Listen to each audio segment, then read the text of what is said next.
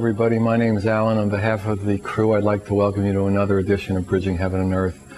You know, I guess most of you who've seen the show before, and I guess a lot of you have, and those of you who haven't, I mean, we tape a live show every 2 weeks. We probably do about 22 to 25 a year. And since the last show, I mean, the thing that's really struck me, I mean, the show is done in Santa Barbara, California, and there's been extreme weather for this area now, probably not extreme weather in a sense for the East Coast with tornadoes and snows and all that. But for us, we had this tremendous rain over the last 2 or 3 days, and boats were just taken out of the water and thrown onto the land, and where there used to be beach now is just mud, and where there used to be restaurants, there's water going all the way through them. And then the other thing that happened in this 2-week period since the last show is that a guest who was supposed to appear, a friend and a guest of Bridging Heaven and Earth, who was going to appear in a show in a couple of months, had this skiing accident and now finds himself in a coma. And he's been in it for about 10 days. And what does it mean? I mean, all these things happening. And what does it show us? Is the fragility of this human life. I mean, if boats can be thrown around, if lives can be put into comas at any moment, any of our lives. I mean, everyone watching the show, probably in tomorrow's paper in their local area, there'll be somebody in the obituaries who's younger than them. So for all of us, not to use death as a thing of fear, but to use death as, or those kind of calamities, those kind of things that show the fragility of our human lives, to take that as how can we live the life we have now while we are alive, while we're not in a coma, while we're not being thrown in a certain way, to really experience the most we can in this life, the true love of this life. How many of us are really living our passions and living our love? And for all of us, we can do more of it. I mean, I was talking to a friend today, and which of us couldn't have more faith? Which of us couldn't have more love? Which of us couldn't experience more love and share more love? And the answer would probably be no one. No one who's in a physical body. No one who is walking this earth. And so for all of us, we're all in this together. We're all in that experience that we need to experience more. And whatever, we say this almost every show somewhere along the line, whatever we see as the divisions, whatever we see as the separations, there's a place that we can experience where the one is real, where the one is true, where love is the question and love is the answer. And that's really what we want. And tonight, again, we have a guest whose life is dedicated for himself and to all those he comes in contact with to bring people into that experience of the love, of the truth, of what people call God. We have with us Quay Wright, who's an integral regression therapist. And truthfully, what he really is, whatever name you put on it, he's a healer who brings love into people's lives. And he has different means and different formats for doing that. But what he really aims to do, and what his life is dedicated, is to have that experience of love, to get rid of all the things that block us, using hypnosis, using whatever means possible, to allow people to have that experience of the love. And for us, he's just been such a help for the show itself, and especially for the Bridging Heaven and Earth Foundation that we've talked about before. He's on the board of advisors, and he was really instrumental in helping us get started and helping us do our brochures and getting the 501c3 and all that. And we also, Peter has done a past life regression session that we videotaped. We taped the whole session of it, ran over an hour. And we've taken about 12 minutes of that past life regression session, and we have it available for you tonight. So we're really honored to have Peter with us, and I think you'll really love the video. So please join me as we normally do in a short meditation, and then we're going to have the video, and Peter's going to be with us. So it's an opportunity for that love to grow for all of us. So please join me.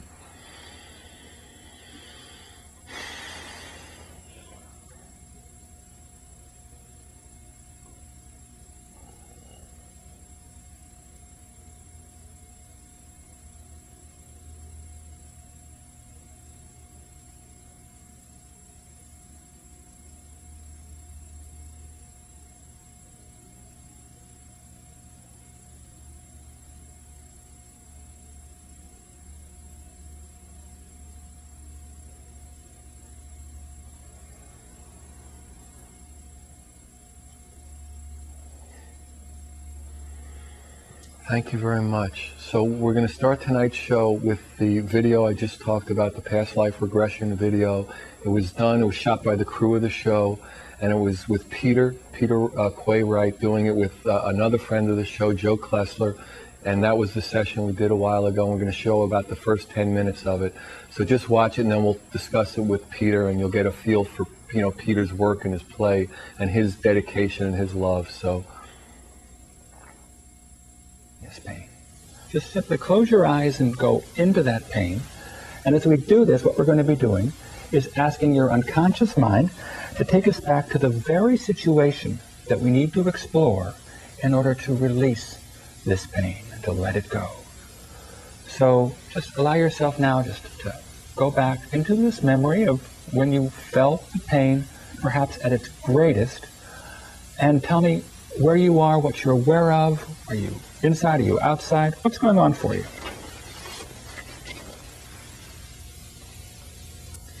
I'm sitting in an airplane. Sitting in an airplane. Okay, this is you, present day you. Okay. Me. Sitting in an airplane and?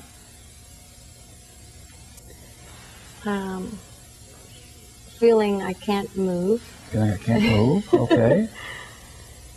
I believe we're waiting on a tarmac a while, and it was a long flight, so I couldn't get out of the seat for a while. Okay, couldn't get out of the seat for a while.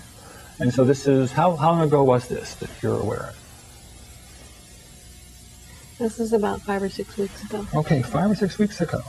Okay, so that was when, were you first aware of the pain at that point, or was this just simply about that same time where it began and you were just simply very much aware of it? It was about that time. I was aware of the pain before, but that's when it really got my attention. It really was intense pain at that time. So go into that memory now.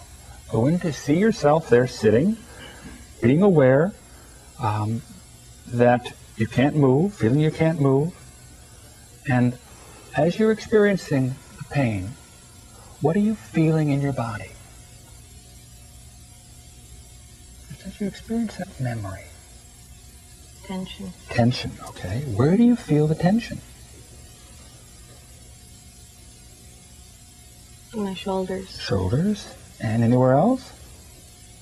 In the back of my neck. Back of the neck, okay.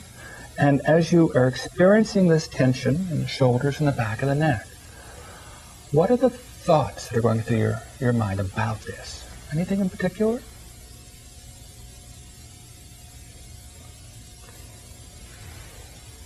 I don't like being here. I don't like being here, right?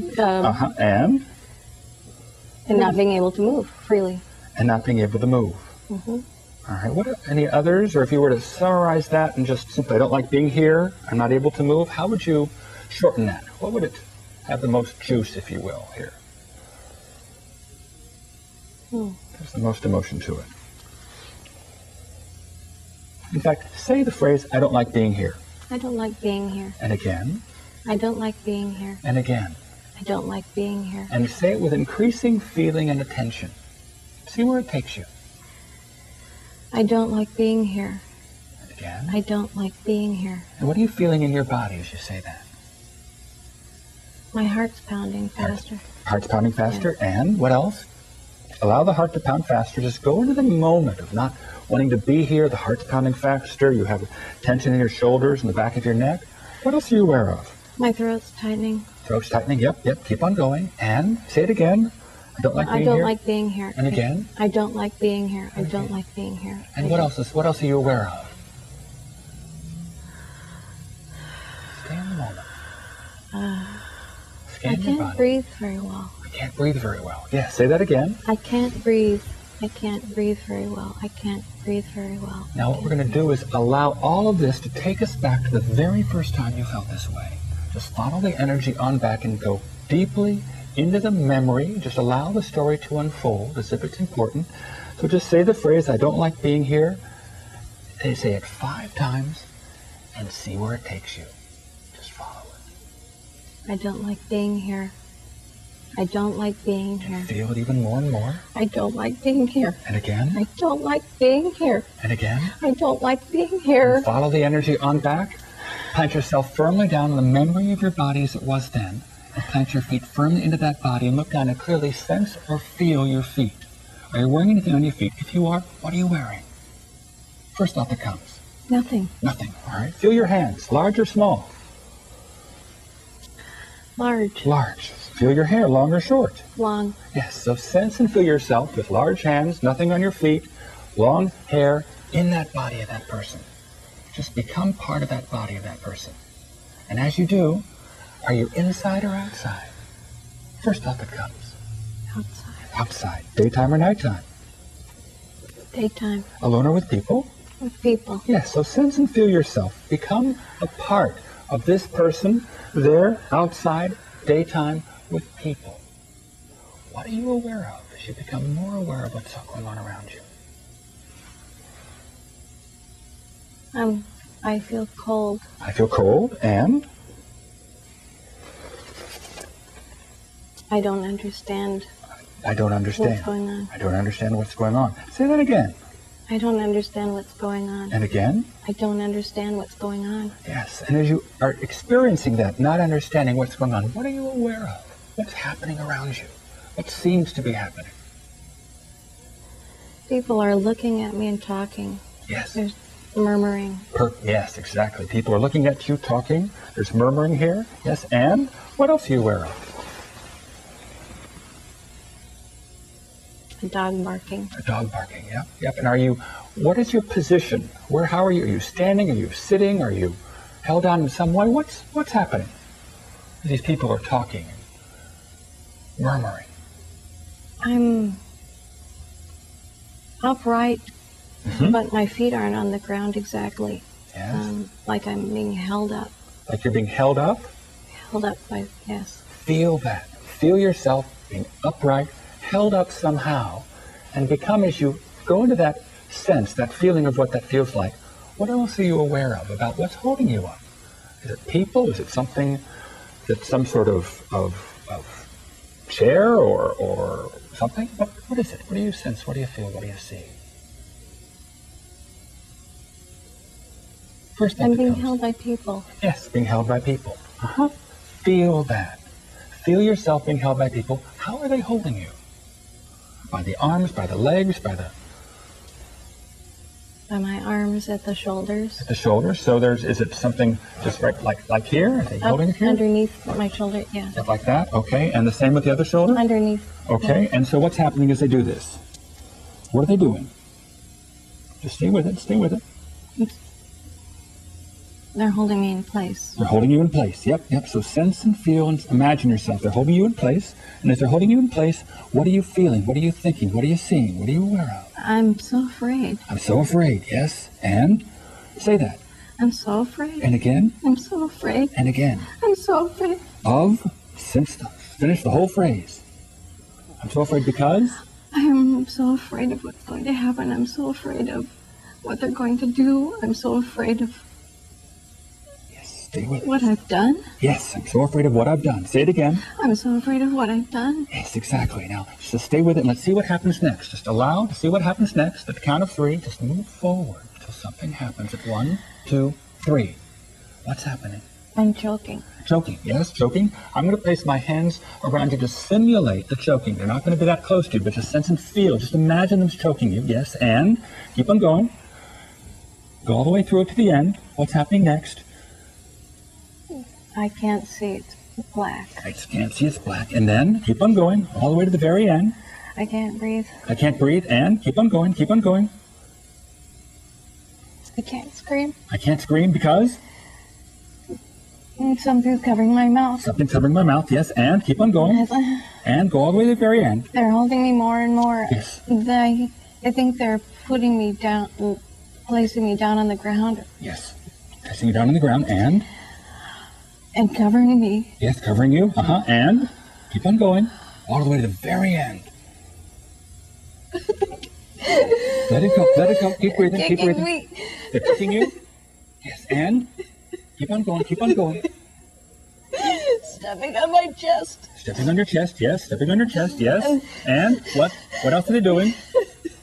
Just to simulate this, choking you, yes, and keep going all the way to the end. And smothering me. And smothering you. I think they're putting dirt on me. Yes. Count of 3, you'll be all the way to the very end. 1, 2, 3. What's your dying thought? What's your dying thought? Skip to the very end. I don't understand. I don't understand. I don't understand. Yes. Wow. It's a powerful tape. Well, welcome, Peter. We're on the set with Peter. Welcome. Thank you. So why don't you describe a little bit about the process that you were doing with Joe during that video that people were just watching? Okay. What we were doing here is, it's integral regression therapy. We're focusing on the soul's unfinished business. So as I was leading her into the experience, the purpose was to help her get rid of a pain that was in her shoulder and neck, and that had come on about 6 or so weeks ago when she was sitting in an airplane at LaGuardia. So I invited her to just sense or feel herself in that experience, what was happening as she was first realizing she had the pain, then to follow it into a story, allowing the unconscious mind to take us back to the cause of it, and just simply allowing the story to unfold as if it's important. It doesn't have to be true, but as if it's important.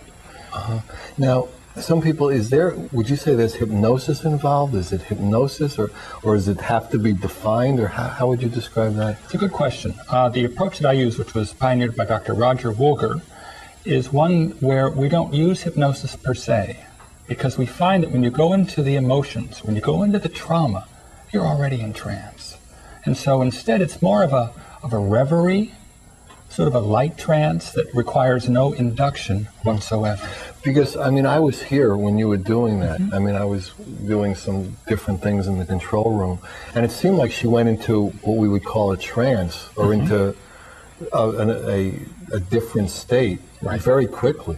Right. I mean, it was surprising. I mean, is that a standard procedure that people go under or go into that experience so quickly? Absolutely, but she hears the traffic outside, you hear the cameras moving around, so you're not in a deep trance by any means. You're just simply focused on whatever the issue might be and on the feelings that are coming up. And so what happens is that you go through this process and you go into what people have called past lives, and it can go into this life or any life in the past. Is that? That's correct. So we just encourage the unconscious mind to take the client, to go with it, and follow the energy as if it's important, and see where it takes you. You said that twice. So, I mean, what is the distinction you're making? As if it's important. So you're saying that basically the story itself isn't important. The story is a means to help release whatever the blockage might be. What we find is that the soul speaks through the imagination. So we're asking the unconscious mind to simply take the client on a journey into a story, and we see where the defeats occurred to the client or the person in that story, in that, quote, past life. So we find out those defeats, and out of the defeats come the complexes, or the issues, or the trauma, or the fears. It's the same in this life. So then we find out not only what happened in the life, but how did the person die? What was the dying thought? And that's what the end of that video was, and she was being crushed or something. Covered with dirt. Something was happening to her. Because the Buddhists believe that our dying thought has a major impact on an upcoming lifetime.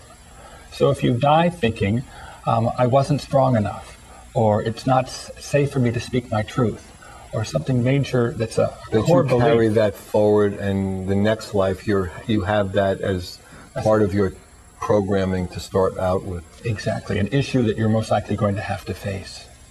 So you believe in reincarnation. How do you see reincarnation? I mean, with all your experience this way, do you have a particular philosophy about reincarnation? I have my own philosophy, which is that for me, I do believe in reincarnation, but I find that if the client does not, it doesn't matter. It doesn't matter. It doesn't matter. We just simply see it as a story. So do clients who normally don't believe in reincarnation, after they go through the process, start to believe in it more because they're talking about certain things in specific ways that they know didn't happen in this lifetime? It depends on the client. I just encourage them to follow their own beliefs, whatever they may be. And if they prefer to think of it as reincarnation, fine. And if not, find, because it could be that the unconscious mind is making up the whole thing. And so this is in the Buddhist philosophy that we keep reincarnating until we get it right, or we know that oneness or that truth, or is that your experience also? Exactly. We're brought to the earth, or we come back to the earth time and time again, for the soul to have a variety of experiences as men, women, as children, as different races, having lots of different, shall we say, life experiences to help the soul evolve and eventually return to source. And why do you think that the experiment was set up in such a way that we don't seem to remember all these differences? So we say, I'm a male now, instead of taking it as a small part of the infinite, we take this life. I mean, is that just the way the experiment was set up, do you think? Well, I think it was something that we decide before we are born into this particular body what our major lessons will be, what our challenges will be. And once we're in body, we have amnesia, if you will, as to previous lifetimes, because it gives us an opportunity to truly experience. To focus on that particular one. Right, rather than having past life memories surface from numerous lives that might get in the way of really living in the certainly now. We can be more expansive. I mean, once you start to experience yourself as male, female, young, old, black, white, I mean, your way of separating out starts breaking down. Right, exactly. And yet we find that 90% of the people who explore past lives are able to experience a story or a past life. So it's not difficult. And it changes their life in that way, even almost more so than dealing with that specific ailment or specific malady they came to you with. Well, often I focus in particular on what the issue might be. And if this is a means for them to help release, in Joe's case, it was the pain in the shoulder and the neck, which was released by the end of the session, then the job was done. And how we got there is interesting, helpful, but what really counts is the issue was resolved. So do people come to you? I mean, I know this, like Joe was healed in essence in one session, one hour session, because we taped it. But I mean, is that a standard thing, or do, like Woody Allen goes 3 times a week for 400 years? How can you have a practice with once and you heal everybody? It's like, holy Christ. I mean, of course, there are so many sick people. It's seen as short-term intensive therapy, and that we find that with most issues, we can help the client release major trauma in a relatively short period of time. In fact, there was a study done last year or the year before in Holland where they took patients who were randomly selected for past life therapy and then regular therapy, if you will, traditional therapy. And then on the couch therapy, yes, Freudian type or therapy. Maybe talk therapy, just simply whatever that might mean. And what they found was that those who participated in the past life therapy healed twice as fast. And I find that with my clients, those who have been in traditional therapy may seek me out, and we do a great deal of work, a great deal of healing in a very short period of time. Now, when you say healing, you're talking more than physical healing, more than like Joe's shoulder. You're talking about emotional trauma, phobias, issues about abandonment, depression. It runs the gamut. With almost every issue has a traumatic aspect to it. And we simply go into the story and allow the story to unfold. So would you say that the therapy that you use, the integral regression therapy, is more specific? And in other words, like, is it to like part of a spiritual path in essence to expand the human being and get rid of the blockages? Or is it more specific to deal with a specific thing that the person is conscious of at the time? It's a little bit of both. Because what we find is that often a client will have several issues that are on the surface they're looking to focus on and help relieve, and they're related. The stories it's all sort of coming together in one particular story. Not always, but sometimes. And it's part of the helping the client let go of the karma, let go of the trauma, let go karma of being the lessons, the balancing that needs to take place in this life, to help relieve what's happened in the past. So the major issues the person is, or minor issues the person is dealing with. So do people, I mean, if people are using this as almost like an opening process into the spiritual path, would they come, you know, like every week or 3 times a week or every week for a year? Or, I mean, you know, to really go deeper and deeper and deeper into that and be eliminating the karmic debt, or however you would describe it? By going into the story and seeing where the defeats are, that allows the person to come to closure, because not only do we go through the life, we go through then the death, and as I mentioned, determine what the dying thought is, we then go into the spirit world. And this is very important, because in the spirit world, you're given the opportunity to face those who defeated you in that lifetime, where those complexes, if you will, occurred. So if you were... Where we viewed it as defeat. Exactly. Exactly. And so if you were, let's say, shot in the back by a Confederate soldier from your own division, if you were a Confederate officer, let's say, shot in the back during the war. Was it friendly fire, or did they need it? Perhaps so. It's hard to say. You're given the chance in the bardo, in the in-between place, in the spirit world, to face the person who killed you and to tell that person everything that you couldn't say to them at the time. You're not a good shot. You're right, exactly. This is very bad.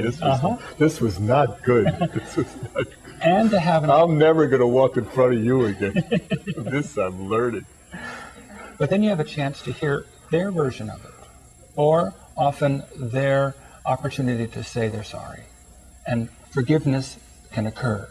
Do people ever take on both roles in the process, or are they saying, he is saying or she is saying this to me? It's gestalt-like, which means that you are imagining, perhaps, or you're in conversation with that person. But you're not going both sides of it, generally. You've never seen that. I am encouraging the client to tell me what that other person has just said. But you want that other person to be in their reality. I want them to be... Not in switching, you know, it's like... Right. So if you are a woman in the past life who's been raped by highwaymen, see the men who raped you. What do you want to say to them? Or what do you want to... and then we could, in fact, recreate the rape in a safe manner where the woman would have a chance to kick pillows and get rid of the charge that is in her legs or whatever, her hands, her arms, because that's what we're carrying with us. This particular approach, this integral regression therapy, is able to release trauma in the mind, body, emotions, and spirit simultaneously, because we work with what we call the subtle bodies in each of those areas in an effort to completely clear the trauma in all aspects of that person's this defeat, if you will. Now, you used the word a couple of times, defeat. Now, is there anything that we gain from victory? Absolutely. So do we ever get into our victory, or do we just have to go through our defeats over and over again? Holy crap. We can go into our victories, because if, for example, you are a writer who is suffering from writer's block, let's go back to a lifetime when you were successful as a writer or were creative, and let's help you re-experience that creativity in a way that you can bring it forward and attach it to your being today. So it just depends whether you use victory or defeats, right, in terms of what your particular problem or malady or situation is. And if you're the perpetrator, see those villagers you killed. What do they say to you? And listen and let me know what they've just said to you. And often they're angry, or often they are they're understanding of this. What do you say to them in return? Again, coming to closure, helping to finish that story so it doesn't have to affect you. Would you say most of it is either forgiving or being forgiven? That's at the very heart. That's at the very heart. Love, because love or be loved. Yes, and forgiveness are key to complete healing. Right. Because somewhere along the line you have to forgive yourself for just being human and all the stupid things we do, breath after breath after breath, in some way or another. And that's out of our unconsciousness. We hurt people, we hurt ourselves, and we're incapable of better until we're capable of better. And often we're carrying the guilt that we need to forgive ourselves. So that may be the next step of looking into your own eyes now, now that you've forgiven those who hurt you, to forgive yourself. Can you do that? Right. And that's part of the process. Exactly. And you find that for someone to really relieve their suffering in that one particular instance, then somewhere along the line, forgiveness has to take place. Yes, indeed. And it has to come to the root, which is yourself, to realize the human condition. Right. Because the human condition is that we hurt each other sometimes. Mm-hmm. And we have to recognize. Right. It needs to be heartfelt, to be truly your own desire to forgive that person and to forgive yourself. And, I've talked about this before, and I would just be curious about your experience. How would you define compassion in this way, true compassion? What would a human being have to experience? I think through the many lifetimes we develop compassion to see others as ourselves, that we're all one, as I know you've said many times. We are truly all one. So it's an effort to be aware of that and to forgive and to understand. And recognize the nature of the human condition, that when we take physical bodies the way the experiment has come down, that we make mistakes and we're unconscious, and we're in the process of gaining consciousness and gaining love. It's part of our soul's part growth. of it. And, Yes. and in that we're going to hurt people and hurt ourselves, and it's really nothing to forgive or be forgiven for, because it's just part of the game. You know what I mean? Yes. But that you have to really have experienced something, looking down at the maze in a way. And that's what this allows, your process allows people to do, is look at themselves in the maze. Exactly. And then we go to a place of overview and get a better understanding of what those lessons learned from that lifetime or not learned, and how it's affecting you today. Right. Do you want to talk a little bit about the second clip, that 2-minute thing near the end, or would you want them to see it and then we could talk about it? Let's show it to them. Okay, well, we're going to do the second video now, and this is a 2-minute, this is basically the ending of the session that we saw the 10-minute, more or less the beginning of before. So watch this and see how it resolved itself, and then Peter and I will talk about it when we get back. So let's now move to the place of overview. Sense and feel yourself moving up even higher into a place of overview, where we can get a better understanding of the impact of those experiences we explored today on Jo and her present lifetime. Are you up there in the light? Yes. Perhaps being joined by a guide or your higher self, whatever that might be. And what are the lessons? What is the greater learning from that lifetime, those experiences that is affecting Jo today? What do you sense? What do you feel? What do you see? It's a movie. It's a movie, yes, and? I'm free to make choices. You're free to make choices. Say that again. I am free to make choices. And again. I am free to make choices. How does that feel as you say that? Yes, let it go, let it go. How does it feel? A relief. A relief. Yeah, say it again. I'm free to make choices. Say it loud and clear. I'm free to make choices. Feel that. Say it even louder. I am free to make choices. And how I am free to make choices. How does your neck feel as you say those words? Strong. How does your shoulder feel as you say those words? Strong. How does the rest of your body feel as you say those words? Strong. All right, then sense and feel yourself in that strength that you are free to make choices. And so it is.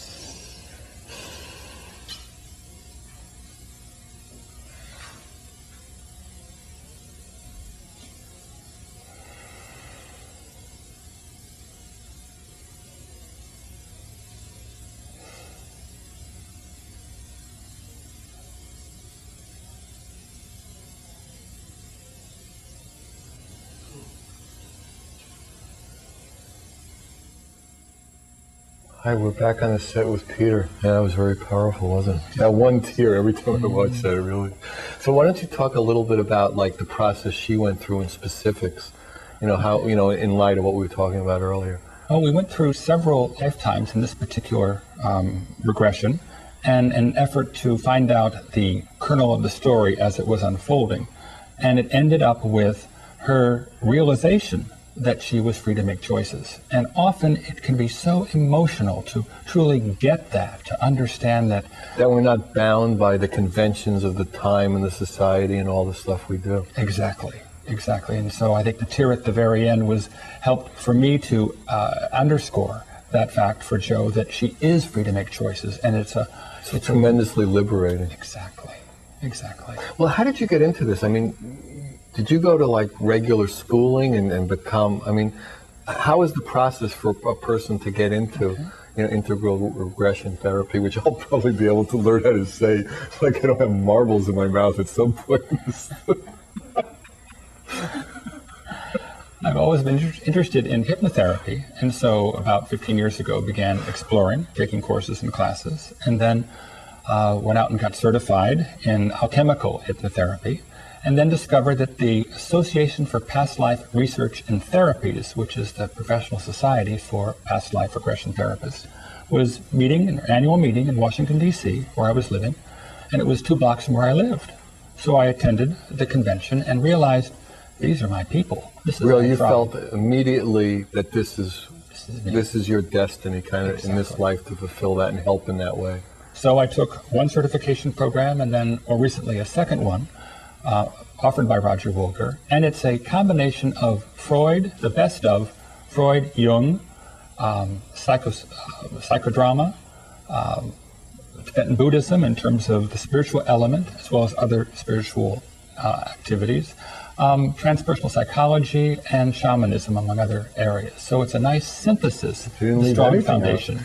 So, and then through that, simply working with clients and having an opportunity to... And so this is like a license thing, and there's a license in states, and there's, certification. Certification. And it's certified by... And you have to take a test. And absolutely. And I'm the only board-certified past life regression therapist in the county, in Santa Barbara County. Really? Wow. So it's a labor of love. You keep you busy because there are a lot of nuts around here. You must have a busy practice. Well, we're doing okay. Exactly.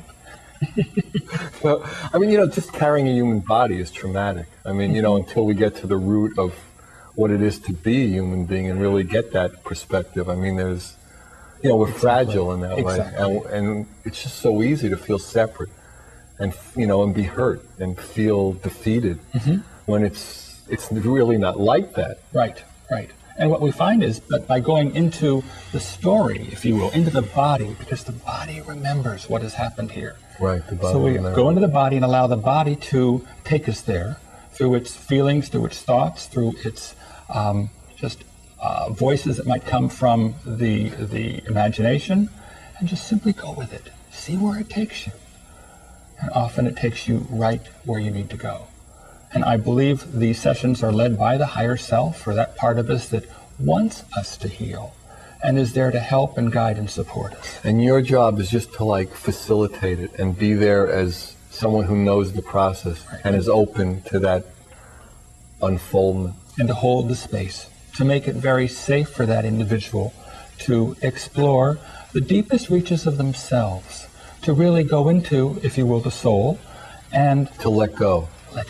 To then surrender to the process and move on then, because you can come to closure with those stories. Did you find it more difficult to do it in a television studio with lights and cameras and people buzzing around? And no, because once you get into it, it's just you're there with the client, and the client hopefully is just there with you, and let's go into it. And I think it was very easy for Jo. It was a pleasure working with her, because she, despite the cameras and the lights, she sensed and felt herself in those experiences, in those and stories. She felt reasonably safe to be able to let go into that. Right. Not reasonably safe to actually watch it after. No, we'll see. No, it's been a couple of weeks, but we'll see. As I said to you earlier, she might need another session to actually watch it. It's a joke, I'm playing. So, when you took all these classes, you knew that you wanted to pursue it in this way. I mean, you felt right away that this whole amalgam of all the different, did you have a spiritual background with shamanism and Buddhism before, or did this all come through the regression therapy? I had an interest in a variety of different approaches, religious approaches, as well as... What were you doing before? Working as a fundraiser for the National Trust for Historic Preservation. In Washington? In Washington. And so you weren't doing any healing work in that particular way, not specifically per se? It was about 15 years ago. And it just, as soon as you went in the room, it was like, this is me. This I might be doing fundraising, but this is where my passion is, like I said at the opening. And changed your life, right? It has. And it's given me, what I particularly enjoy doing is helping people release the blocks that are preventing them from getting what they want. It's so beautiful, isn't it? And their inner wisdom knows what needs to happen. So we're just, as you mentioned, making way, helping them truly move to the side and allow it to take place. And once it does, it reprograms the whole physical form and the emotions and all, and then they can proceed from there. Now, if it's a habitual thing, does it take a while to unhabitualize, or would you say if you get to the root and clean the root out, that, you know what I mean? It's like if someone does things and ends up in jail, if they send them right back to the same place under the same conditions, then sooner or later his shoulder's going to be... Right. You know what I mean? Well, we find that the unconscious mind knows where to take the client. And so it may be 1 or 2 or 3 lives around a particular issue, and it may take us 2, 3, 4, 5 sessions to really release it or clear it. But once it's cleared, it's cleared. And the other lifetimes that may have had that as part of the story aren't even important anymore. They've simply faded into the ether, if you will. So we move on to the next level of experience of love. Exactly. So it's intensive, but it's short-term. Well, I know that. I mean, when we first met, and then a few people who we know are associated with the show, did the therapy, and they've had incredible results from what they were saying. Exactly. So it's just helping them to truly get in touch with that healing part of them that is there waiting and hoping that it will be called upon. And so, see, the thing I'm not clear about is, do people want to keep coming back to, keep getting deeper or higher, or no? Don't need to. Don't need to. In fact, today I received a phone call from a former client who wanted to give a gift of this to his wife for her birthday coming up. We had 1 session before, and often 1 session will be enough. Not all the time, but for many issues, it can be resolved. It was Joe, it was resolved in 1 session. But I am very careful to say it can take more than 1. Right. And we just simply trust the process and allow it to unfold. So is this particular regression therapy a widely, I had never heard of it before I met you. I'd heard of hypnosis and... It's an approach that was, as I say, pioneered by Roger Wilger, whose book Other Lives, Other Selves is considered to be a classic in the field and is seen as one of the definitive works in the field of regression therapy. And his approach involves working with catharsis, so there can be emotional outbursts of when you go into the pain, let it out. Express it. Just simply allow it to take place, and any yelling or screaming or so there are things like the old primal scream, and in some of the sessions it gets pretty hectic and erratic, but afterwards the client is so relieved and so happy with the results, because we have in that very process helped to release the tension and the trauma from the physical body, from the mental subtle body, from the emotional subtle body, as well as the spiritual subtle body, if appropriate. So that truly it is a transformation that is clearing the trauma from all aspects of the individual. So in other words, people feel extraordinarily different and extraordinarily lighter. Yes, and as you saw with Joe and the tear, she had a big smile on her face. It was more of a tear of joy than a tear of... feel free. Exactly. So that a little freer, a little lighter. And more empowered. If I can help a client truly get in touch with their own power, and through this process let go of the past, terrific. I've achieved my goals. And not to develop a relationship where they depend upon me for this type of work. Oh, no way. My goal is to help... To make them realize their own grace and their own power. Through this process. And let it go and move on. And move on with your life as a result. It's an amazing thing, because, one of the things that sometimes happens with therapists or gurus is that they like the attention, and they like people meeting them and counting on them. And so the process, in my opinion, gets subverted. And instead of the process of a guru or a process of a therapist being empowering and showing the person their own glory and their own godliness, Right. they become a disciple, or they become, which I guess is fine for a certain amount of time. Right. But at some point it has to be, go move fly. on. And I find too that in comparing this with talk therapy mainly focuses on just simply the mental side, the ego, if you will. And that can be helpful, but here we're going not only talking with the mental tapes inside of us, but also the physical, the emotional, and the spiritual.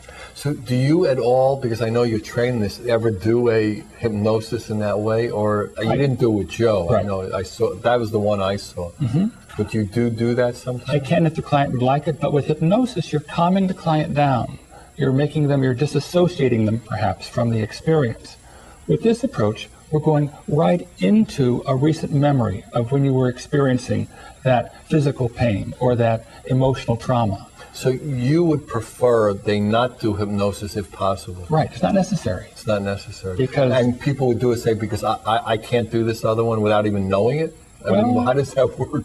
By simply going into a recent memory of whatever the issue might be. Let's say you are seeking to if I have a female client and she is having boyfriend problems where she just wants to break off the relationship and it's been several weeks but she can't get him out of her mind, go into that memory of what that feels like, that he's always in your mind. Just what is it? What are you thinking? What are you feeling emotionally? What are you feeling in your body? And just recreate it in your imagination and allow that. We then encourage that to take us back to the cause. She's already entranced by this time by just remembering what that is. So why would anybody desire hypnosis? Or if they can, but it's not. It's just not necessary. Not necessary. So you would generally not do it, right? Unless you had gone through like a bunch of sessions and they couldn't. But has that ever happened where somebody just is too resistant for Absolutely. something? It does happen. And so as a certified hypnotherapist, I can approach the problem from a different perspective and not use past life therapy, but instead use many of the techniques I've developed in neuro-linguistic programming, in alchemical hypnotherapy, in shamanism, and so on, that can be equally helpful depending upon where the person is. So it's having a variety of tools that can be based on the situation, hopefully helpful to the client in getting them where they need to go from their own perspective. And everyone has, one man's floor is another man's ceiling. So it's just for them to take the next step, each person in each situation to take the next step. So you're just completely open. You have no idea where they need to go. Well, we talk about it up front. And what are the goals? What would you like to achieve during this process? And how often are the goals realistic, or the goals really what they want? Fairly often, because during our initial intake interview, I ask specific questions about what does success look like for you? And I talk about my approach or approaches, because we could use past life work, we could use hypnotherapy or other techniques, and then we together determine how they would best like to proceed. Then go into that particular approach, and at the end of the session, evaluate to see, how was it? What did you think? What did you learn? What's different now than before? And do, under both methods, on the hypnotherapy and under the regression therapy, is someone always conscious and remembering the whole process? I tape the session and give the tape to the client, because often when there is emotion, you're not as conscious of what's going on. You are, but there's an awful lot going on in the session. Right. So by listening to the tape afterwards, it helps to enhance the healing, as well as assist in bringing up any additional areas they'd like to focus on or questions they might have. It's open covenants openly arrived at here to help them feel very safe and secure, and at the same time empowered. So what is the feedback people give you from the tapes? I mean, does that really add a lot to the session when they get the chance to listen to it over and over again and really hear all the nuances of it? They probably listen to it once or maybe more than that. And the advantage there is that if we go into something particularly emotional or heavy, if you will, they could stop the tape and process it on their own as well, asking additional questions if they can, or saying something more to that person in the spirit world who hurt them. Because they're basically back in that situation once again, in that reverie state.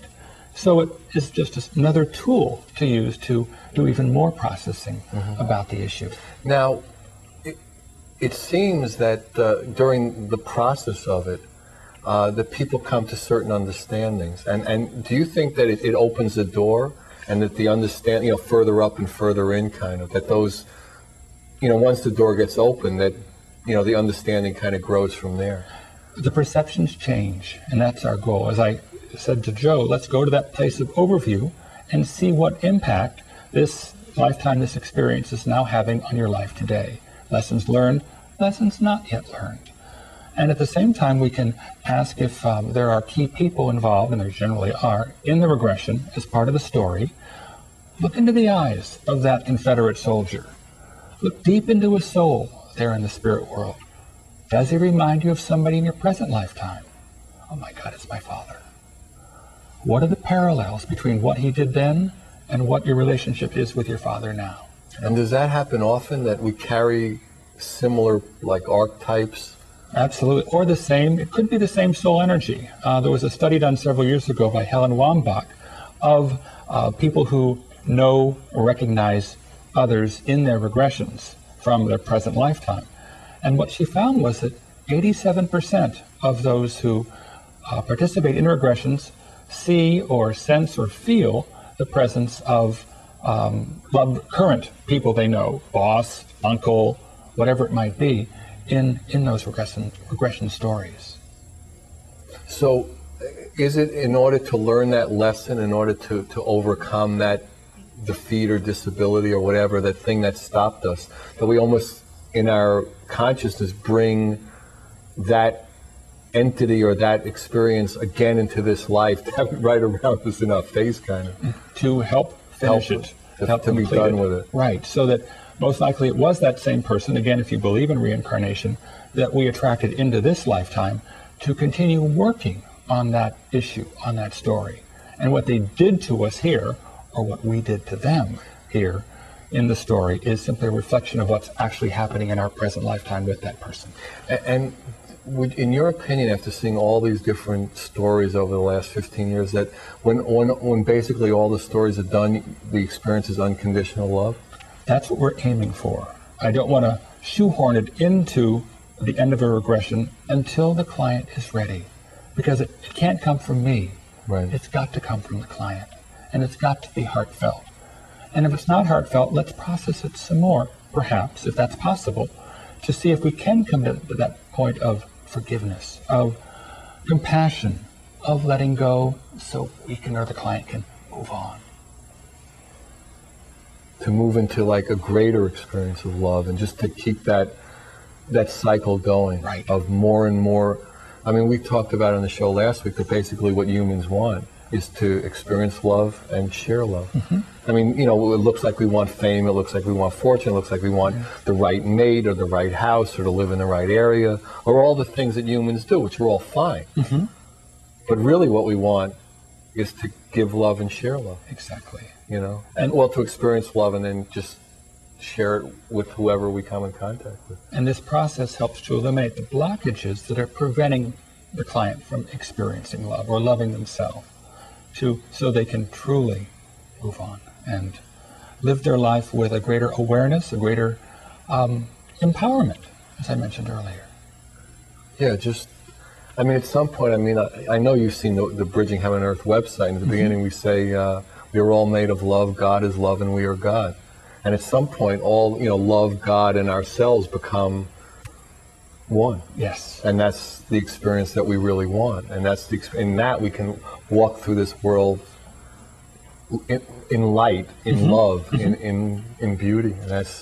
And we bring forth in the regression, if appropriate, to the client's belief systems, guides, or religious figures, or power animals, or other aspects of our unconscious or the between world state to help in that healing, so that it's not just simply the client or that those past life personalities, but also other helpers, ancestors come forth. I think we're coming to the end of this. Really great. So thank you, Peter. Thank you, Alan. Really fantastic. So again, I just want to thank Peter. I want to thank you all again for coming. I want to thank you all for all the input we're getting from you.